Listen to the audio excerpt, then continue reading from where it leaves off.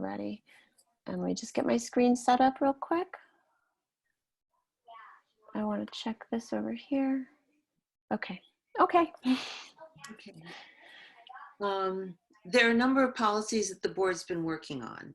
And in light of the current pandemic situation, the one policy that has been sort of in the hopper, I think we could say, is the security camera policy, which would continue as it has been proposed without any changes due to the pandemic, if I read the policy correctly.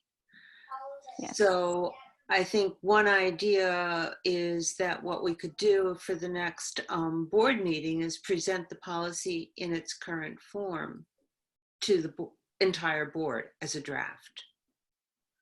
And Yes. if that sounds good to everybody who's on the call right now, we could Do at you- least move that one forward. Right. Do you want me to vet that policy through the attorney before the full board sees it, or do we want to wait for that step until after the board looks at it? Maybe after. Okay. I think that's generally what we do. Okay.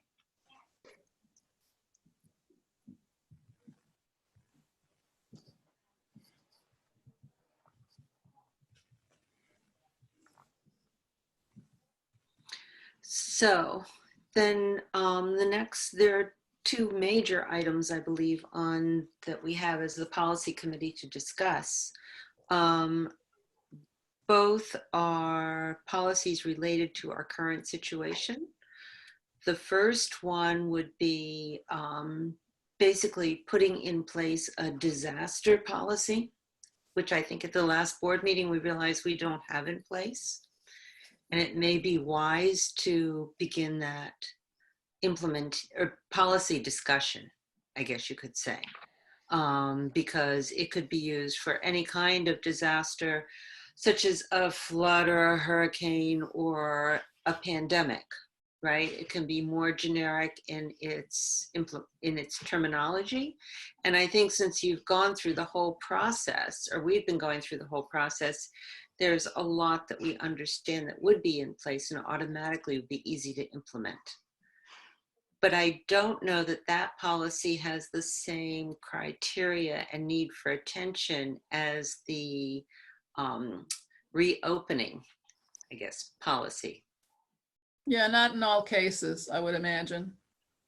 Yes. So I guess it's reopening, re-entry. I'm not exactly sure what terminology you want to use.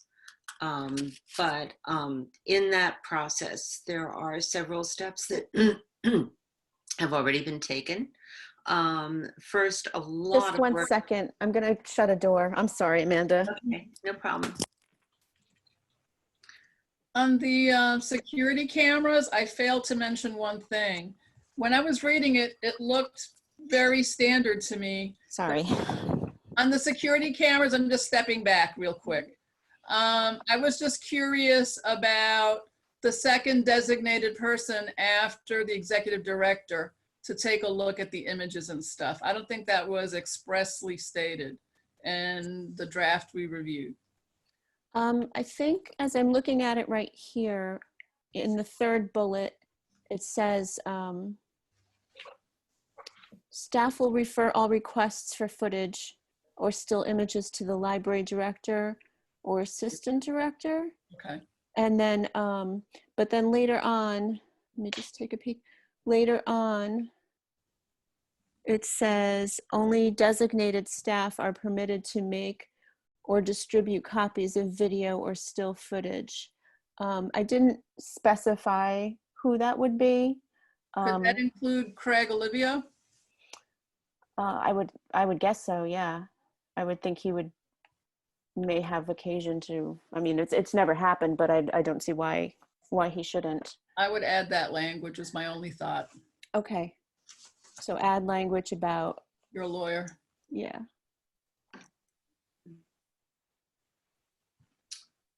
It's a good suggestion. Mm-hmm. Thanks, Cecilia. Mm-hmm. Okay.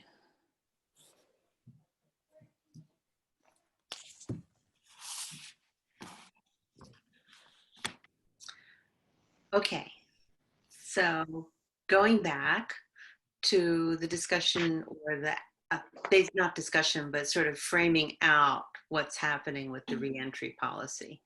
Um, there are three different facets to the information you've given us. There are policies that have been selected, and you shared with us three of them, right, to review. There are the notes from your committee meeting, and thank you very much for that. And then there is a skeletal draft policy to move forward with. So, and they're all really important, and I'm not exactly sure how you would like to address this, in what order.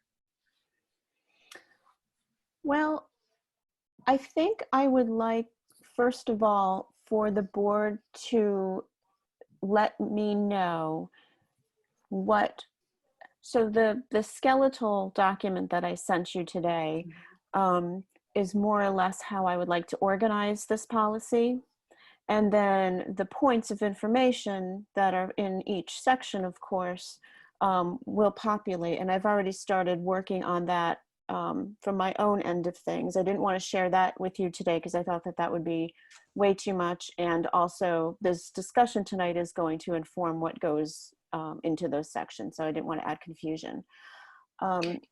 Do we want to talk about, if that framework looks okay to you? Essentially, the way I organized it, I sort of did a combination of the Saratoga Springs and the Oak Park, Oak Trees, Oak Park. I think it was Oak Park. Yes, and then use the considerations from the John Thill article that I had shared with you. And essentially what I did was I broke it into the first part of the framework into the broad areas of concern, and that's where I would like those sort of policy changes to live, in those broad areas of concern, like library operations, business operations. Oh, who's frozen? I didn't hear anything that you said after concern. Oh, I'm sorry. Let me check my internet connection. Sometimes it jumps me around. The first part of the framework is I set aside for the broad areas of concern.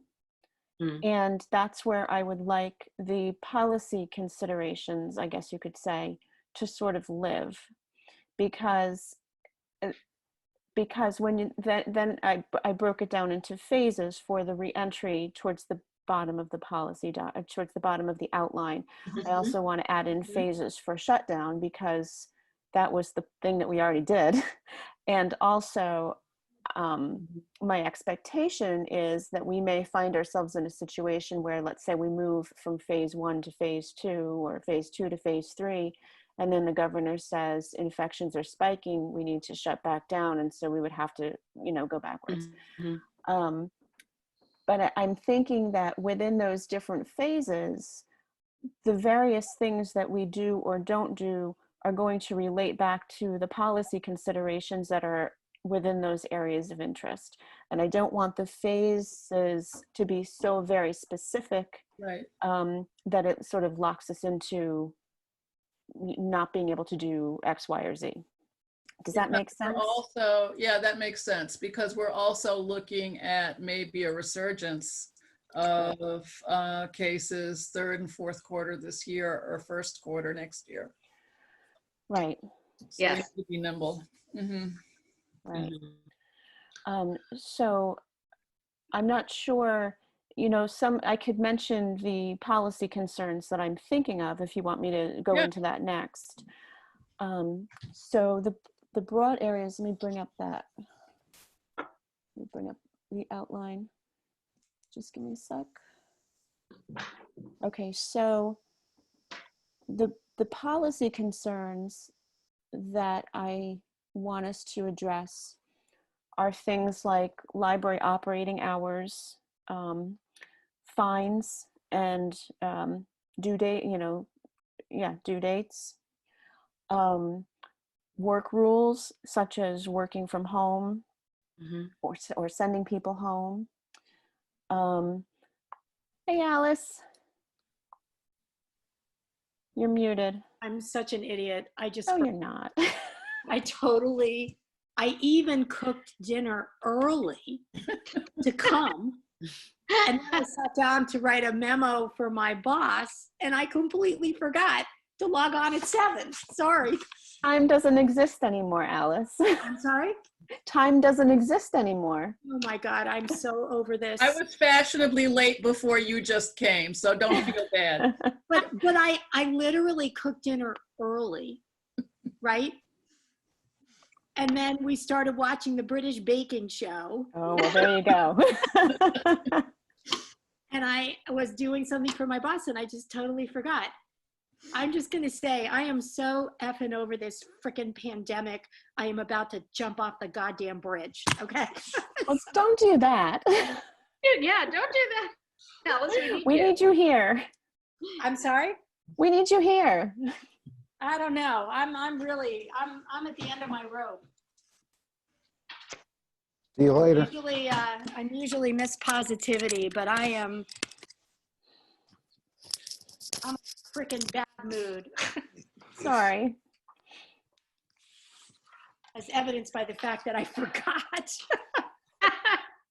All right. So I was just Eric? talking about the framework of the pandemic policy. Yeah, But I thought you did a good job. I liked the overview that you sent. I even read it. For you. And I was talking about how I wanted to address the policy concerns that come into play, and also set out the different phases of reopening. And Yeah. then we also need to put in the phases for closing. I just didn't get that far. Okay. But right now, I just started identifying the policy concerns that I need the policy or the pandemic policy to reflect. Yeah. And those include, I'm sure I'm not thinking of all of them. Those include operating hours, fines and fees and due dates, work rules. Another big one is like public access to the building, and especially unattended children. I think that's going to be a big one. Mhm. You know, and things like, it's not really a policy consideration, but it's part of our mission. I mean, essentially the ability to cancel programs, not allow people to use meeting spaces, that is a policy. And that kind of thing, so that this pandemic policy sort of overlays, once a pandemic starts, this overlays those other policies, so that we can be very flexible in our approach to how we're operating based on all of the information and the guidance and the regulations that come down. Right. And I assume you took these phases from that document you had shared with us earlier. I did, yeah, I did. That seemed to be, and these phases, the numbered phases, the way they are, there seems to be a small consensus among some of the other libraries are using the same phase numbers, which actually, if WLS can put something together for us, it would be very helpful if we're all talking about the same thing. We'll see. That's my dream and hope. Right. And what you really need, Governor Cuomo today was talking about how if he opens and that ratio changes and rises up to the 1.1, do you know what I'm talking about? Yes. Yes. Right. That's really going to be our criteria for going back. So Right. I would say that you don't have to be specific. You can just say we're going to align ourselves with the governor's policy Right. related to opening or closing. But another part that the governor said, which I thought was really interesting, he's mentioned it last week, was that you should really pay attention also to the needs of your community when you open, when the community's healthcare system has the capacity to withstand a moderate attack. So do you want to include the open door then? Like, or how about the Westchester County Board of Health? I've been referring to that aspect of things as public health agencies. And I Okay. think that that encompasses both Open Door, because we've been getting a lot of really good information out of Open Door that we're not getting from the Department of Health. At least it's not coming to me from the Department of Health. Yeah, It's in coming from fact, Open Karen Door. and I were on a call today, and I was actually, for the first time, it seemed like Lindsay said it's actually slowing down. Yes. Right. And in our communications from Dr. Wu, who's our chief medical officer, we were testing with positivity rates of close to 50%. And now our positivity rates are down to 37%. Wow. And which is a big drop. That's a big drop. And she also shared with us, and I don't remember the numbers, but that the new cases have dropped significantly. Wow. That's good. So that was right, because if we had had this meeting a week ago, I was very discouraged in terms of the numbers. But Kevin Sylvester, for the first time, spoke on this call, right? Because he never speaks, right? And he seemed to have better data than Lindsay, Yeah, didn't he? I noticed that. That was odd. Yeah, like, and he had the names of everybody who was positive. Yeah, they do. They get those. All of the emergency services get that. But like with HIPAA laws, they're allowed to get that? There was some sort of decree came from somewhere that has to go out. Because I was surprised, because he actually said, oh, I know that person is all Right. better. And I was like, where are you getting the names from? Because HIPAA laws, I can't believe you can see the names. I think it's the public health overrode HIPAA in this okay. particular case. Because Okay. if you think about it, if they're sending emergency services to somebody's house, they really need to know if that person is confirmed positive. Right, but like, for instance, with HIPAA, we're trying to coordinate the food services in the community with Beth Right. Sniffen and Lisa Rudley. For those of you, there are lots of efforts to deliver meals to people, particularly people who test positive. But the issue is the Open Door can't share the names of people who test positive Wow. with Mhm. anybody, right? Yeah. The people have to request the meal delivery themselves, because we, through HIPAA, can't divulge that information. Yet Kevin had a list of people. So it was very, the police chief, it was very odd, actually. Right? But so if we just refer, I'm sorry, we got off track like I always do. If we just refer to local public health agencies, Yeah. that because chances are good we could have an outbreak, New Rochelle could have an outbreak, but maybe Chappaqua doesn't have an outbreak, Right. right? Yeah. I Because would it'll agree. really be linked to where the dense housing is, most probably. Okay. Right. Mhm. The denser the housing, the more likely we are to get reactivated. So Going back to that, Karen, and going through your draft, I think you mentioned a number of times in there the governor. You Mhm. know, the governor, when the governor decides this, maybe in the opening there could be a more inclusive statement about not only the governor but the federal and local Mhm. agencies. yeah, The federal, recommendations state, from- county, and local. You can Yes. Make it Right. all enumerate all four inclusive, of them. and that way you're covered. Right. That's a good idea. Okay. Matt disappeared. He'll return, I'm sure. We'll be back. For you and Amanda, for him and Amanda, there was a funny thing about Zoom etiquette, and it said one of the required things is a bookshelf behind your computer. I know. There was an article in the Times actually today. Oh, Yeah. was there?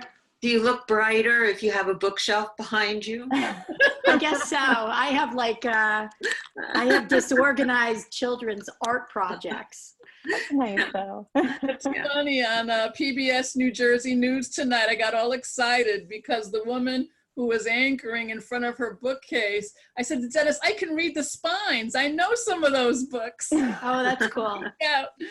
Yeah. Matt, is your bookshelf just wallpaper?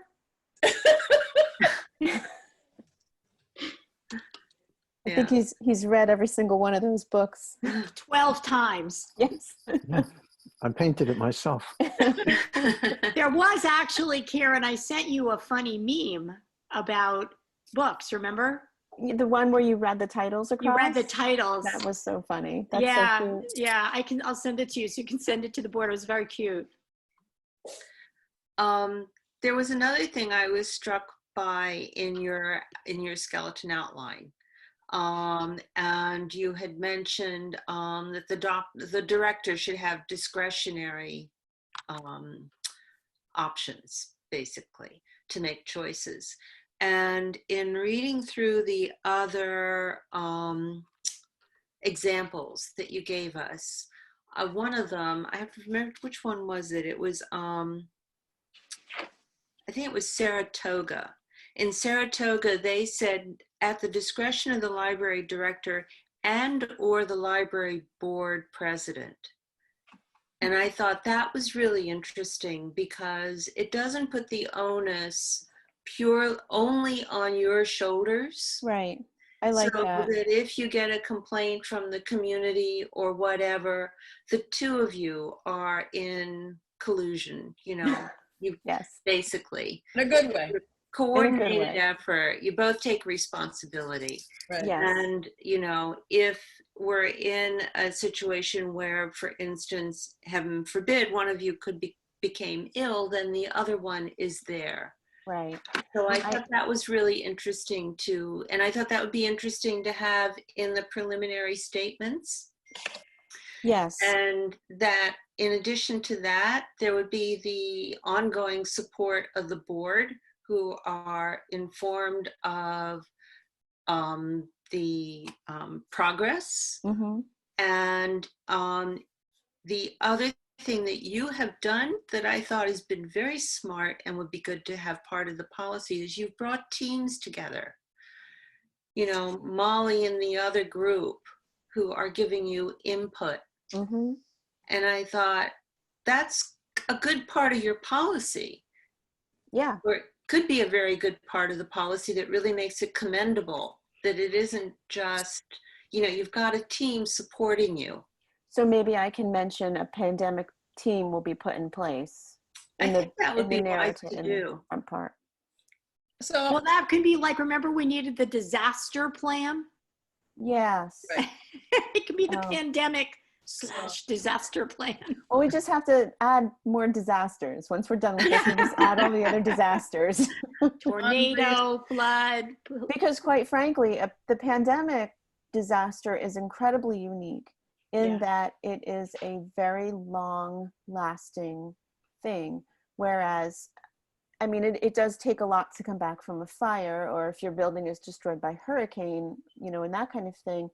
But for the most part, the weather event happens or the fire happens, and then it's over. And then you go on to your restoration or whatever. Whereas pandemic, it's this constant slog through infection, shutdown, et cetera. Mm-hmm. So yes, we'll add all the other ones. But I'm going to mention, let me just make notes to myself so I can remember. So mention a pandemic team. and on that item, I was kind of curious on your notes about the team giving you feedback you hadn't previously considered about trauma, mental health. How do we address this? I was kind of curious as to what you were looking at in terms of the feedback you got there. So we don't have a team of people working on that. That was a Survey? it came in through the surveys from the staff. And what we have started to do, and I have to follow up with her because we're playing phone tag, is one of the things that we should do, and I'm sure there are many other things that we should do, is reach out to our EAP. They can provide us with some services. Like I said, we've been playing phone tag, so I'm not quite sure what kinds of services I would expect. There'd be like remote, like what we're doing right now, maybe with groups, maybe with individuals. And the other thing that I've put together for the staff, I mean, I can't take any credit for it, it's being done by others. We have 3 times a week available to the staff, various, it sounds so silly. We have staff yoga once a week through Zoom, and we have 2 sessions of staff exercises led by Janice. Joy Alter in our children's department does the yoga, and Janice does the exercises. And it's a silly, small thing, but I got to tell you, the staff they love it. They do it. And It's great. Well, it's a good. bonding. It's a team building thing. It's a team People building are thing. yearning to see people. I know. Yeah, I know. I'm lucky I got to see 2 staff members today at the library, and we were all just so excited to see each other, even shouting across the room with our masks on. Right, right. I mean, that's what people are missing, right? Is the connectedness. But I have to say, our staff have been really great at setting up these Zoom meetings with each other. They're having lots of team meetings within their departments and across departments. And it's been really great. And I think that that's a big part of, that's a big important piece of it, is they need each other. They need to see each other, and they need to talk to each other. And it's funny, when I have a meeting with an individual meeting with a staff member like Mallory or Molly, I call you a lot, Molly, but I really, like Mallory and Allison, I really appreciate doing it through Zoom, because seeing their faces is just, I don't know, it's like nourishing in some way. It's strange. It's much better than the telephone. And by the way, will, Karen, how are you feeling? I'm sorry, but like, are you feeling okay? I'm feeling much better. You know, the cough is Okay. going to linger on forever, but Okay.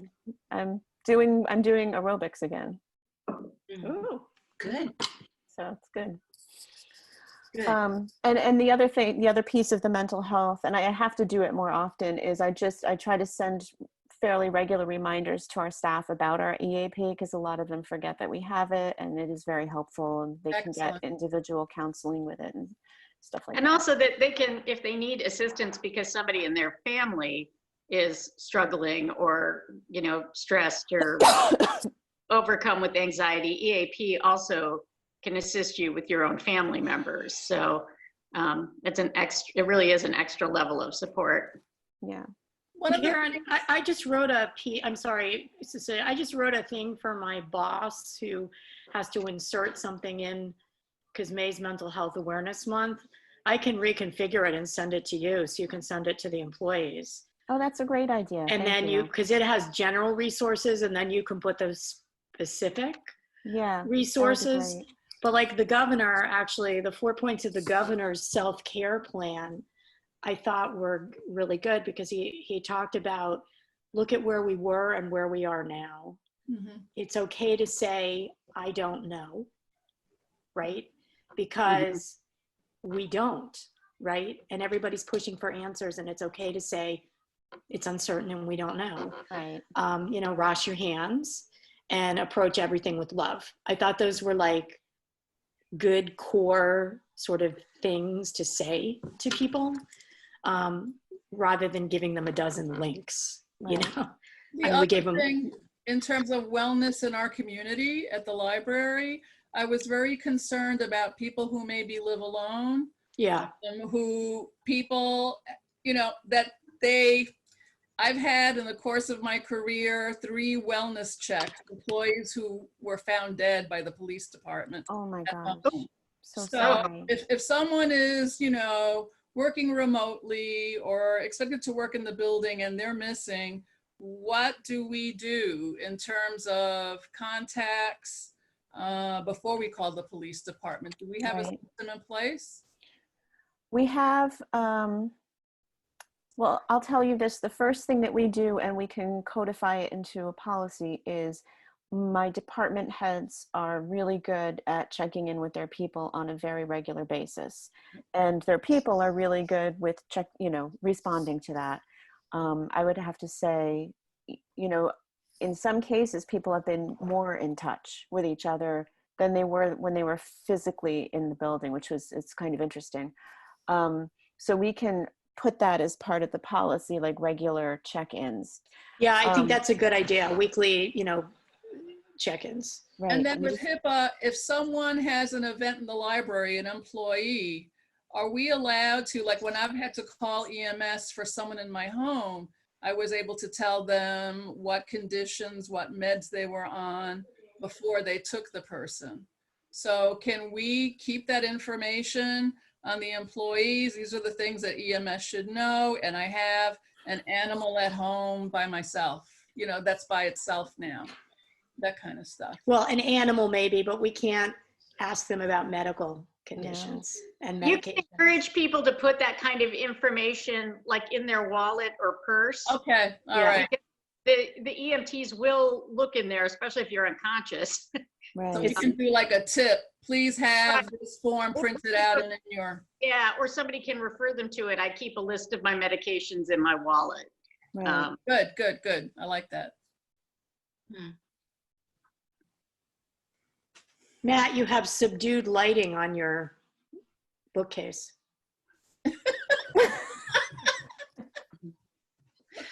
I don't see any change there. There's no change, Matt.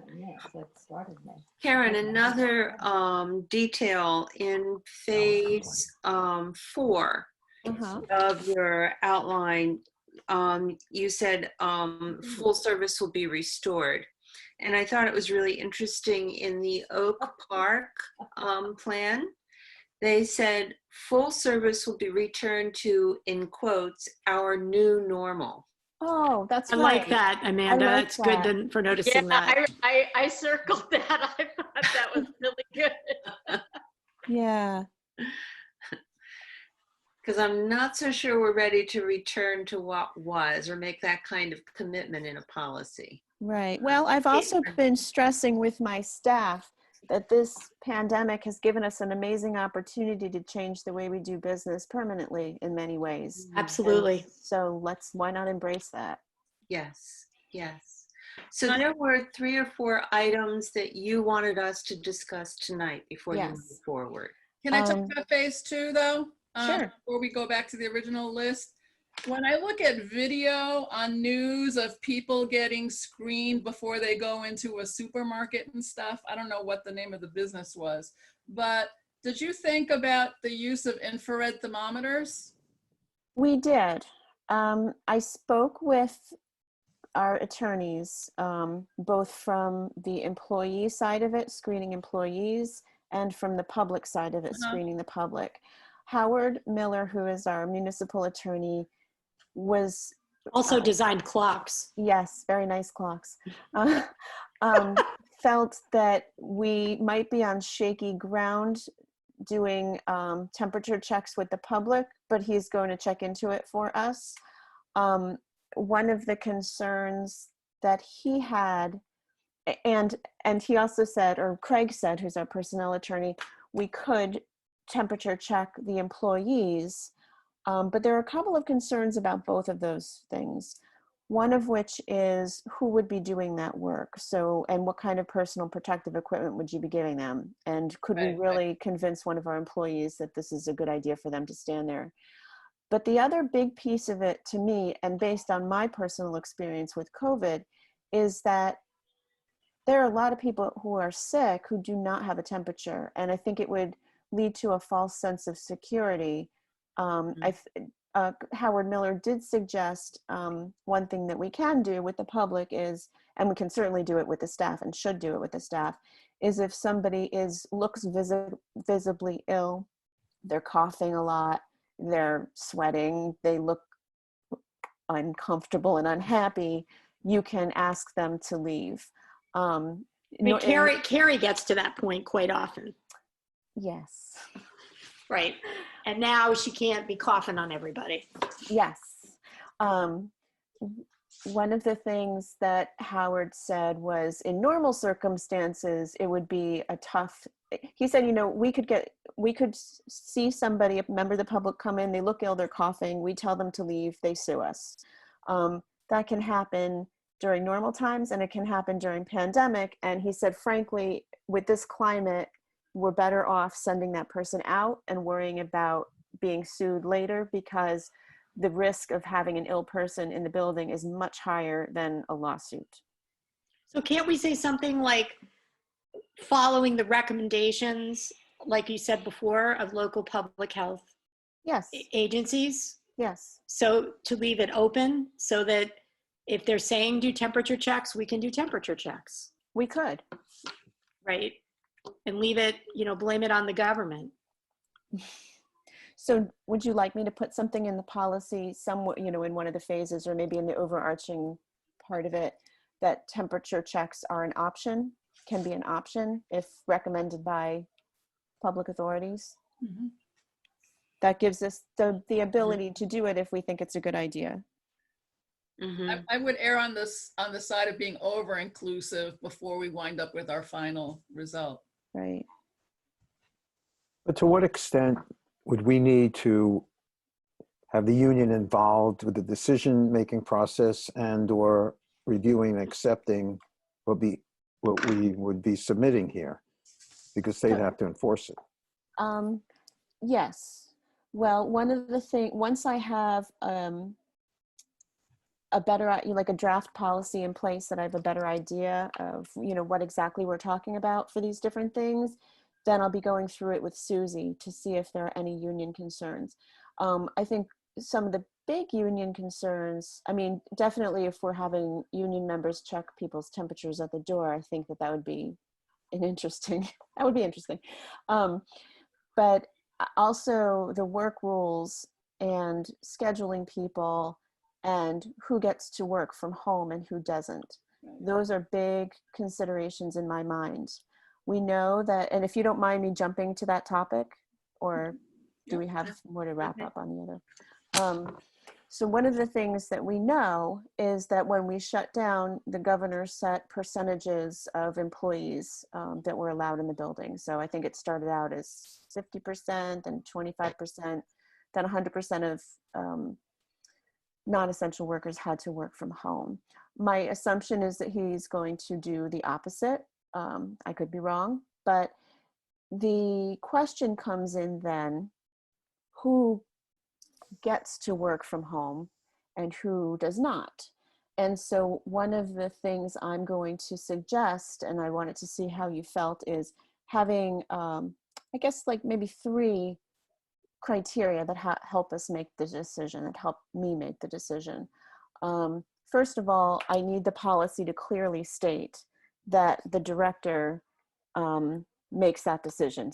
We already had one person informing me that they would be working from home, but for 3 hours a week. And I said, no, you don't get to tell me that. So that needs to be clear. But the considerations would be, in my mind, how feasible is it for that person to do the work that they need to do at that point in time from home? And we know now, we've had experience with this. We know what's working well and what's not working well. So that's one criteria. Another criteria could be, what is the level of staffing that we need in the building? Do we need extra hands in order to manage some of these things that we're trying to do, such as moving things around in the building, offering services at different service points, and so forth? Or do we really need to minimize the number of people in our building? And so therefore working from home would be a good thing in that case. The other consideration, I had 3 in my head and I had them in front of me, and then I went someplace else. Let me just see if I can pull it up real quick. So other than your operational needs, Karen, what Yeah. if an employee were to come over to you and say, I have some issue, and this is a HIPAA issue, but my A1C numbers are not normal. I have COPD. I think I may be pregnant. And morning sickness is kicking my butt. I mean, if employees approach you and say, I want to be able to work more from home, I mean, do we give employees, how do we figure that out? That's a hard one, and that's one that I'm struggling with. Let me just go back. The third question or criteria that I thought about was the equitable distribution of on-site work between the various departments. So you don't want one group of people or one department to be fully staffed from home and then other departments not. So that's a consideration. So there's a couple of reasons why people might need to work from home. And the health reason is one of them, either their own health reason or the person who they're living with, or the child care issue. I've had conversations with a number of my employees who are parents whose kids will not be going back to school this year and who probably won't be going to summer camp. Right. So, and you can only shift your schedule for so much. So I know that and I need to make sure that I retain my workforce. I don't need to be saying to people who I really need there, well, too bad for you, you can use the paid family leave for that, when I actually need them in the, not necessarily in the library, but sometimes in the library and sometimes at home doing the work. I don't have a good answer for how to do that. I think you're going to have to go by the seat of your pants. Yes. Like Just like the thing I told you that the governor said, there was no certainties here. Right. And as you establish a new normal, you're just going to have to go by your gut, and you may make a mistake here and there. And when you do, we'll apologize and you'll change your ruling. Yeah, but just as importantly, your decision-making has to be recognized in the employee handbook. In other words, we have to At the discretion. that you have that decision-making power. And I think this is a great time to redo that employee handbook, because I would be loath to have these policies go into effect and someone say, well, it was never in my handbook, so how am I supposed to? Yeah, that's a good point, that it has to be all the pandemic stuff has to be completely aligned in the handbook. Right. Because that handbook is the bane of our existence. I'll remind Craig. It's in his hands right now. Employee handbook. Or at least if he can provide us with something that, that we can have a pandemic policy that, makes note of the fact that since this is a serious public health issue, that for the time being, pandemic, policy rulings related to the pandemic are enforced, ahead of or instead of something that was stated in the policy. If he could at least give us that. Right. So supersedes the handbook is what you're saying. Yeah, thank you. So that we had something in place while he was, fine tuning the handbook, but we could hit the ground running. Yeah. Molly, are those your bikes behind you or decoration? They're painted on. Those are actually my husband's various bikes. Okay. He competes in a variety of types of cycling. Oh, cool. Okay. So that's a bike stand. Yes, it's a bike stand. Those are all, I'm looking at them, yes, those all hit the road on a regular basis. I was trying to decide if it was decor or equipment. So Karen, another part of this with the employees and who gets to stay at home and who comes in, I would think that within the different departments, there could be almost like a rotating basis. That's what I'm thinking. And I really am leaning on my department heads to help us figure this out, because they, of course, know their staffing needs much more intimately, and they know their people much more intimately. But that's one of the things, and that's why I talked about the equitable distribution of all this, is that,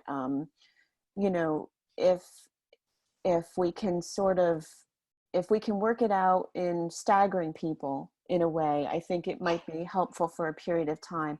We are going to get to the point when we're ready to bring everybody back in, and we still have people who need to work from home for part of their time because of their child care issues, or even because of health concerns. So I think we have to sort of, like Alice said, we're gonna have to play that by ear. I'm probably gonna need some good guidance from the attorney. I know things are gonna get sticky. Some people are going to take advantage. And some people will take advantage. Oh, the other thing that I want to codify in the pandemic policy is the requirement for, right now we're using Clockify for people to track their work and their time in a combination with ADP. So the two things are going at once.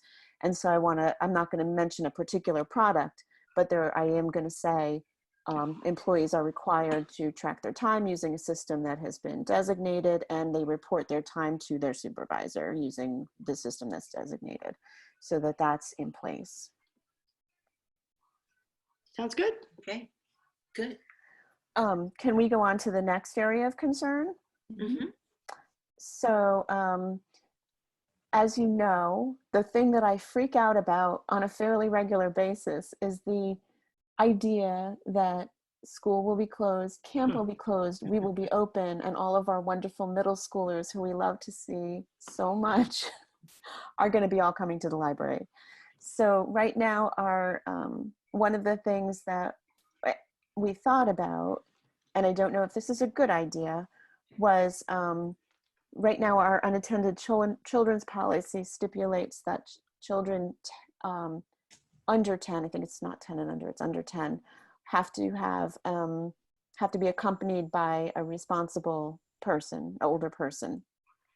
What would the group think about raising that age limit to something? I'm trying to understand a moment where the schools are closed and the library's open. You're seeing that as a possibility? That's probably not going to happen unless Yeah, I things go very don't see quickly. that, because when we first started this and we were on some municipal call before everything got shut down and people were like, oh, the library has to be where everybody goes. And we were like, no, you know, like if they can't be in school, they can't be in the library. But the summer is going to be a problem. Yeah, And I understand. if there's a resurgence in the fall, we might be finding ourselves in this situation again. So I don't know. I'm throwing it out there. It's a thing that makes me not feel good. The Well, idea of kicking children out of the building. I have to say that in the fall, if the schools close, the library closes. That's very clear. It's clear that the schools are not opening, but we don't even know if the schools are going to open in September, what a school opening is going to look like, No. right? Because like Ray shared with us last week, it may be split sessions. They don't know. I understand that in the summer, there's the possibility, but we can't even explore that without a lot of health guidance. Explore having children in the building. You know. Well, anybody in the building, like what are going to be the capacity standards? You're going to have to be counting people going into the building. That's possible. One of the things that we've decided as a team is when we first do open to the public, whenever that is, only opening a very manageable portion of the building. Right. And what we were talking about, I think I mentioned last time, was the circulation desk upper area, but not beyond the circulation desk, and the lower level, and shifting some services to the lower level, because our feeling is that we can better manage that. I mean, you can't have kids clawing all over each other in the No. children's room. And I How are you think, going to socially distance there? I do think it's different. Adults and children, you know, we have our challenges with adults too. But I also think that with adults, we have a better ability to manage their social distancing Yeah, than we do with children, just simply because of the way they hang out, right. the kids. Karen, you also mentioned in your committee notes that maybe you would not open up where the circulation desk is. Instead, you would open up the very lower level. We had discussed that. We had initially discussed trying to move the circulation operations all to the lower level because we felt that area was more manageable. But the logistics of doing that would be very difficult.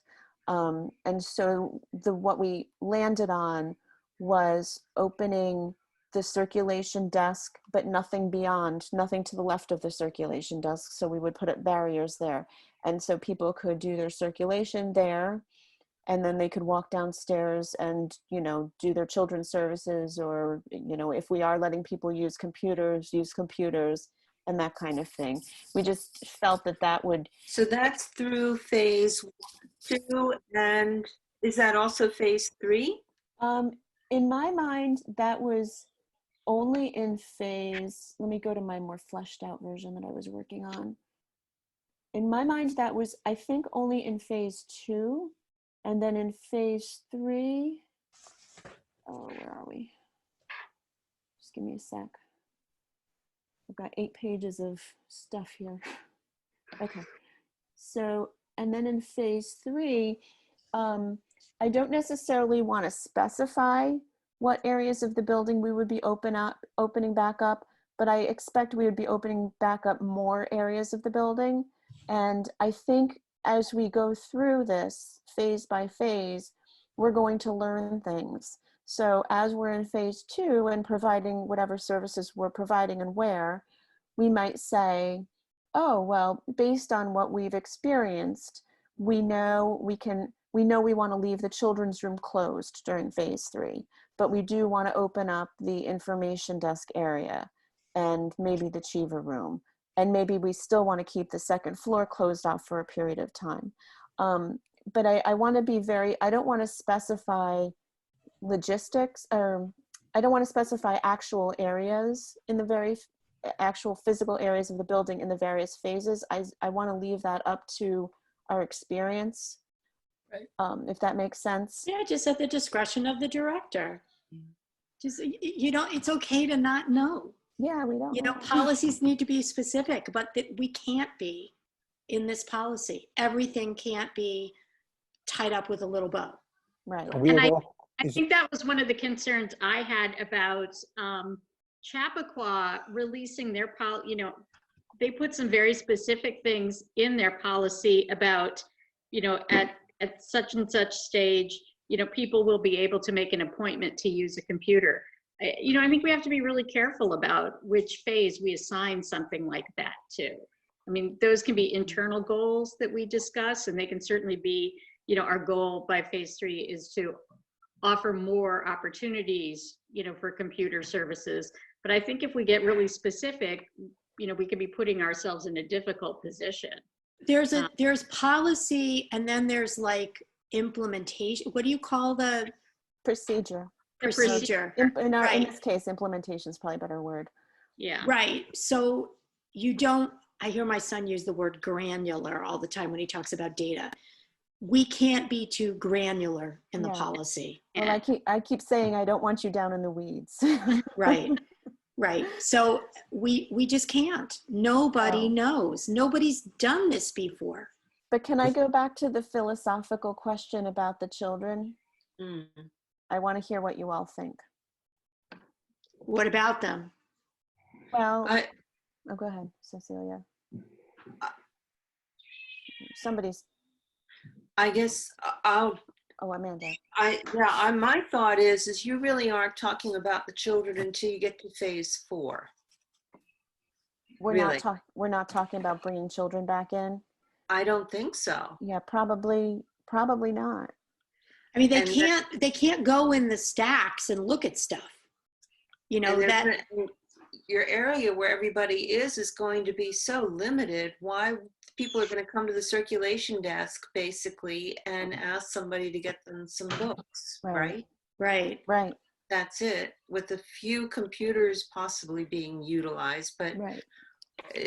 What would the children be doing in the library? The children's room is not going to be open. Right. And we wouldn't allow the kids to hang out in the lower level. Right. Otherwise, there's going to be mayhem. Yeah. You have to emphasize distance, digital learning, online learning. You Yeah. can't have them in. Mm-hmm. I was curious if you gave thought to the possibility that the library could dictate, at least in the early stages, that a person who comes has to wear a mask, or if the staff needs to wear a mask. Well, that's a They law. It's a law now. But it isn't might change. So that's something I asked the attorneys as well. So right now it's required, and everybody, if we were all to go into the building tomorrow, staff and public would have to wear a mask. That's going to be lifted at some point. Our attorneys have told us that we can require staff to continue to wear masks as long as we think is reasonable. They're looking into whether or not we can require the public to wear masks once that order is lifted. So I By don't the have an answer way, to that yet. You might want to think, and this is really granular and in the weeds, since everyone's going to be wearing masks, you may want to think about having a mask for the staff. Molly's on that. Is she? Yeah. There you go. Okay. And Go Molly. in addition to that, Carrie has been sewing me a lot of masks for people. Carrie is sewing away for Nancy Edelman, and you know they've done thousands of masks. It's great. Nancy Edelman drives to Pittsfield, Massachusetts to buy fabric every weekend for all these little ladies that are sewing. But Wow. But- Well, we're looking for one that's our bright orange with our logo on it that we would issue to the staff. So it was very clear who the staff were. yeah, I guarantee. Look, there's that company Zazzle. There's lots of companies that will make custom masks, Molly. Yep. In We've terms of a couple and at a good price. And Janice and I are working on just finishing up the order and getting them our logo and everything. That's great. That's great. May want to put some cute little pithy something on it.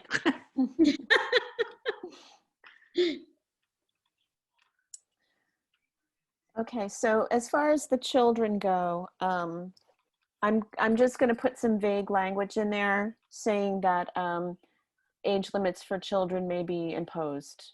And I'll draft it up and have you look at it, and then we can see if that's satisfactory. Yeah, let Susie and Ignira guide you on that. Yes, well, they've been great. Susie's actually running the youth services team, and that team, you know, for the reentry, and that team is entirely focused on this issue. The other, if I can move on to another area of policy concern, I would hope that the board is supportive of waiving fines and extending due dates and that kind of thing. You know, one of the things that we wanted to do was not have people returning their books at this time. And so we've extended our due dates way out. Actually, I think we probably should extend them out further. I think they're June 1st right now. I thought we went fineless. Makes sense. No, we've never gone fine free, although this may push us there. You know, the other concern is we want to minimize the money handling once we do open and people start returning their books again. So for safety's sake, for public goodwill, we would like to continue to check things in an amnesty mode for a period of time. Well, you can also move to like Venmo and Square or something too. Yes, we were actually working on making up a proposal for the board for us going to Square before this all started. But kids don't carry credit cards. No, and that's a problem. And we were also thinking about the issue that, you know, if people are under a great deal of financial stress and growing financial stress, that, you know, the goodwill gesture of, you know, not charging somebody for an overdue book, you know, probably buys us more goodwill. I agree. That makes sense. You know, and in some ways, especially our card carrying patrons who are active users, you know, by approving the budget, they've basically approved our operations. And so they're paying for our operations. And yes, we make a small amount of money back. But I think, you know, the amount of money we would make versus the goodwill we could generate and saving ourselves the extra time and the cleanliness issues related to handling money. I just think it's a win-win, not to nickel and dime everyone. Literally. The other thing we were talking about along those lines, and I think this was Molly's idea, is doing print on demand for people for free. So let's say they need, you know, a form printed out or something like that. They can email to us or send it to, you know, one of our staff to our what is it, OPL Answers email address. We would print it out for them. We would put their name on it for pickup.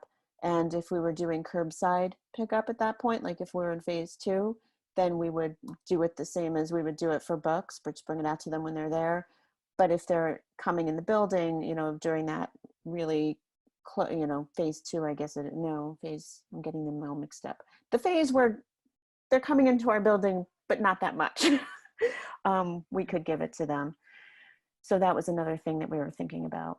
Yeah, because if people come in to use a copy machine, that's a lot of face-to-face contact and discussion, as well as all the physical contact with the machine itself and having to sterilize the machine. And, you know, obviously if somebody sends us, you know, their 500-page manuscript that they want printed for free, we would have a discussion with them. But a lot of times people are just printing 2 or 3 pages. And Why don't you put in a page limit that you'll print up to 10 pages or something? yeah. Karen, one thing I didn't understand about people going and requesting books from the stacks. They would go to the library, to the circulation desk, make the request, and someone would go and find that book and bring it back down to them. Why couldn't reserving a book in advance be done online? It could be. It could be. So you don't have Yes. to walk in to do that. Absolutely. No, it can be Okay. done, you know, it can be done automatically through the catalog. So they would place a hold on the book, just like they would place a hold on anything. WLS has it set up so that local holds are still going through. So if an Ossining or somebody who comes into our building, no matter who they are, requests a book through the catalog that we have, we would simply put that together as a, you know, hold for them. Okay. But we do know that some people don't do that. They don't know how to do that. They're going to wander in. And so, you know, at that point, we would need to put that together for them at that moment. Okay. Okay. You mentioned hours also. Oh, sorry, Alice. No, I just want to say one more thing and then we can move on to hours. One of the things that we've been relying on Mallory so much for is communication with the public. So if we really want to encourage the public to do that, to place their holds that way, and inform them of how we're doing this, that's going to be very helpful, because then the expectation is set for those who read our emails and look at our social media. The expectation is set so that we don't have so many people wandering in and saying, oh, but I want to go get this book. Yes. So hours, I'm sort of, so the issue with hours is, in my mind, mostly this. I don't think that we should be reducing the hours in an effort to reduce traffic to our building. I could change my mind about that, and so I would like some flexibility, but my feeling, and I think, Molly, this was brought up in one of our meetings, if we reduce our hours, then we're just going to have more people coming in a condensed period of time and standing closer together. So that's probably not a good idea.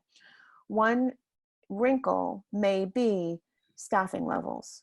So if we have problems staffing the building to a minimal level, we may have to look at our hours.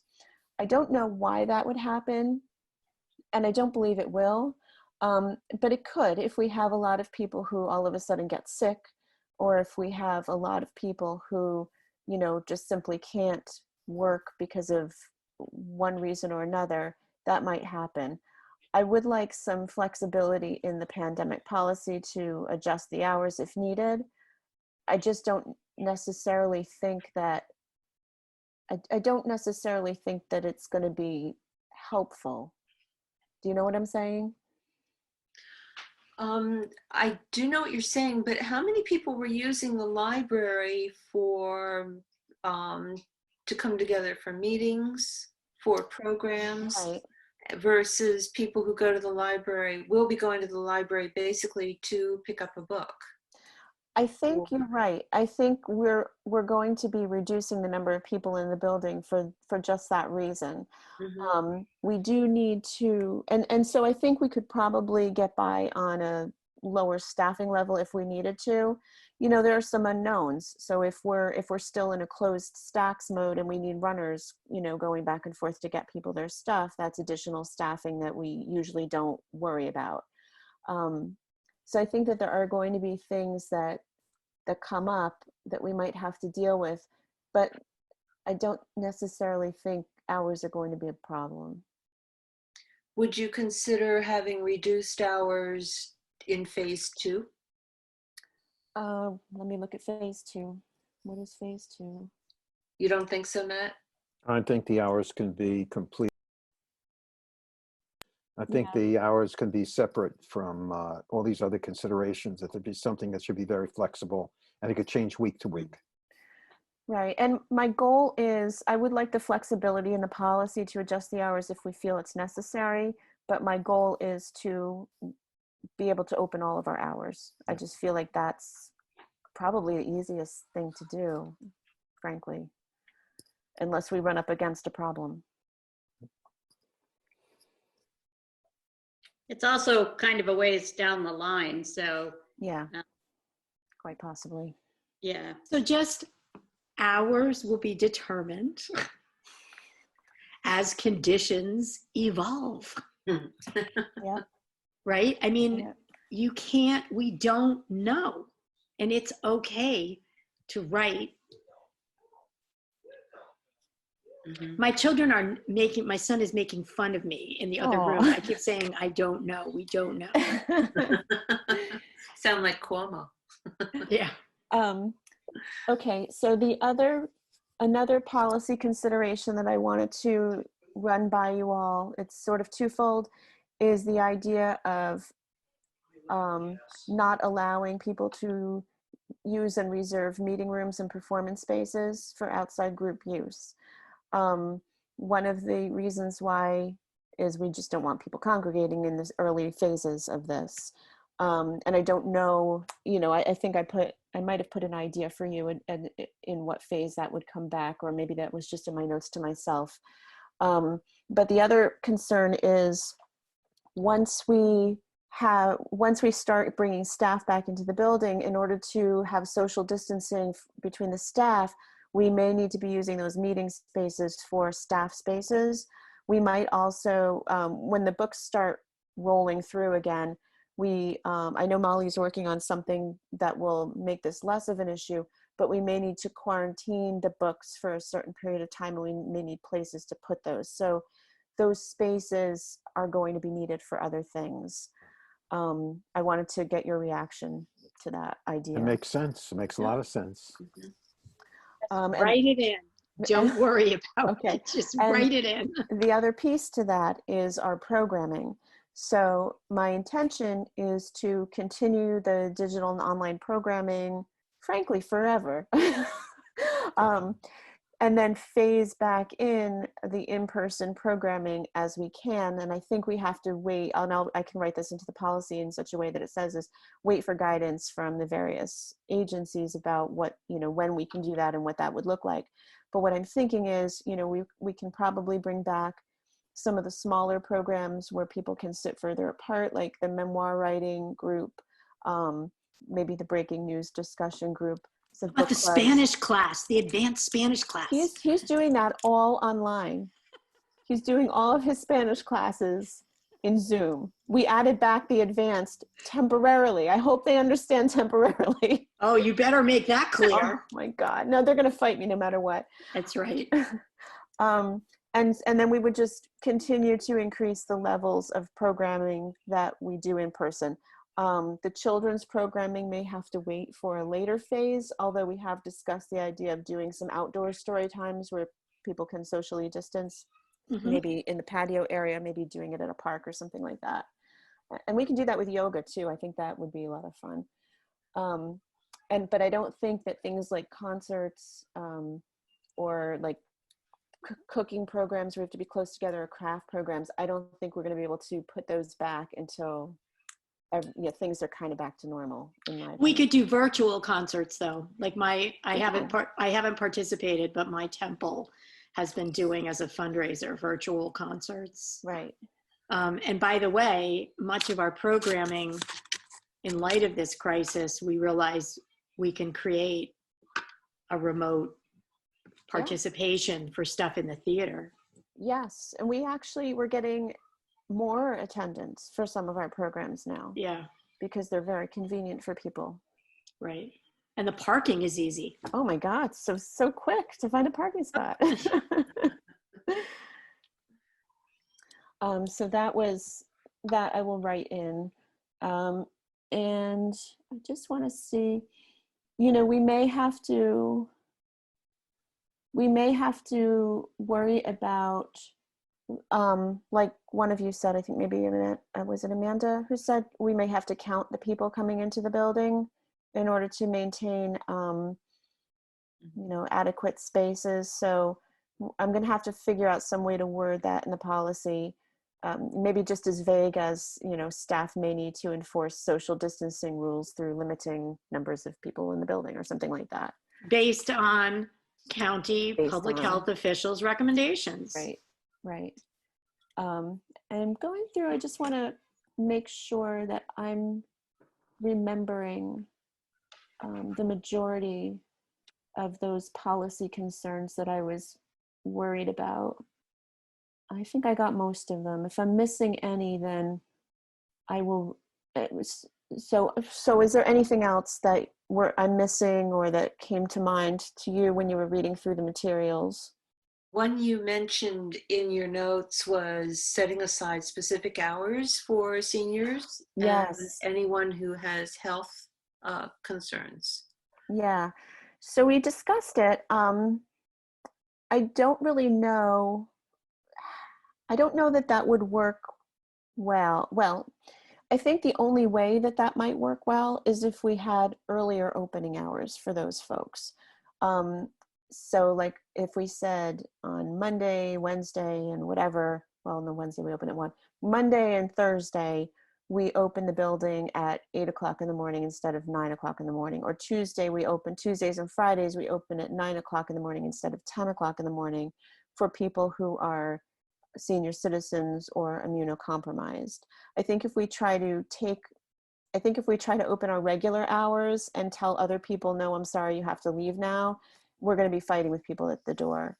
I do have the concern, and I don't really know how to manage it, although I know they're doing it at supermarkets.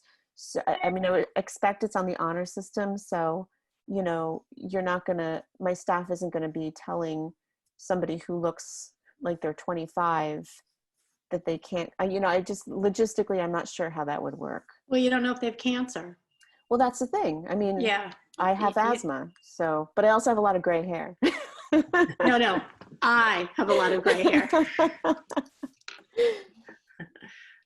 Yeah. So it's something that we're thinking about. I just don't know. We're not really there yet, but I would like to have it in the I'd like to have an option for it in the pandemic plan. But so vague vague. in the policy and specific in the implementation. Yep. I have to And say even that gets changed as it evolves. Right. among a lot of the seniors that I know, they really take this very seriously. Yes. And many of them are getting out first thing in the morning to do something, Right. to go to the grocery store. I mean, 7 o'clock, they're out, myself included, Yeah. or to go. So it is taken seriously. And I think if you set up something like that, a lot of this, you'll discover that quite a few seniors will be there at that time. Right. Right. So,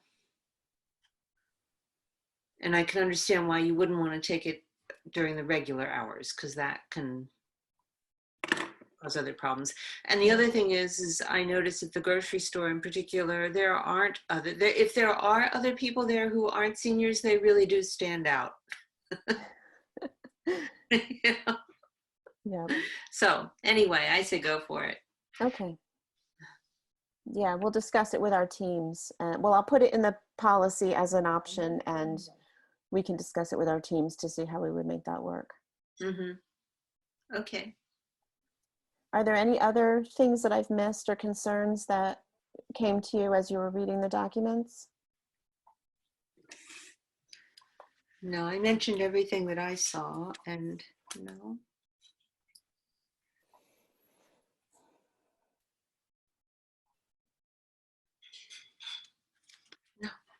Okay. So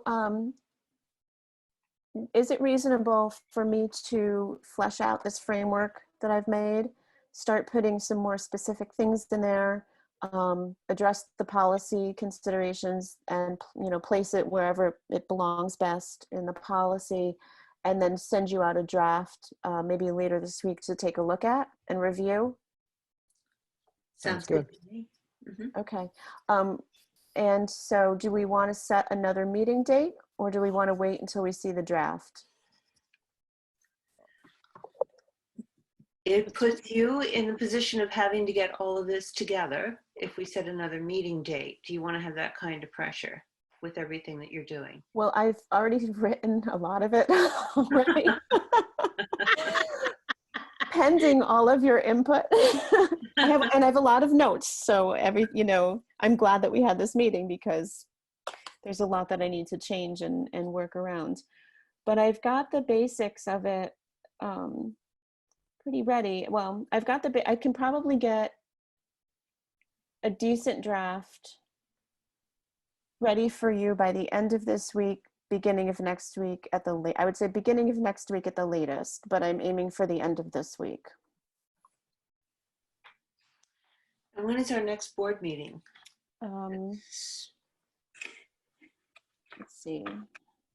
No, I'm liking the Zoom board meetings personally. Me too. I could do this all the time. The 18th of May. Yeah. The What, 18th. Matt? 18th of May. Yeah, because there's a holiday in there, Memorial Day. Right.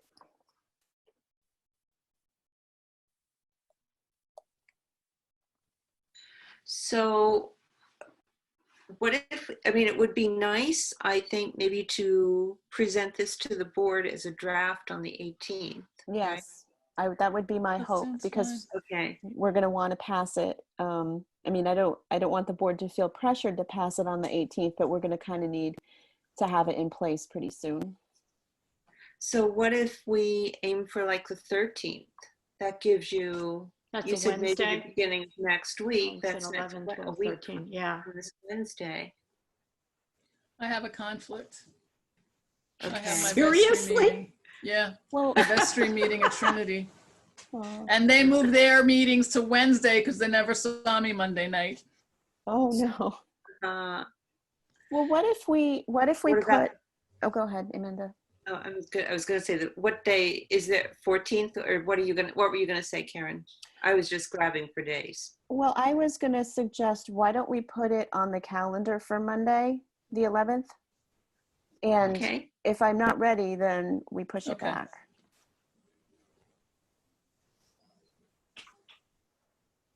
I'm good. That works for me. Okay. I'll try to be on time. I'll cook dinner early again and then forget.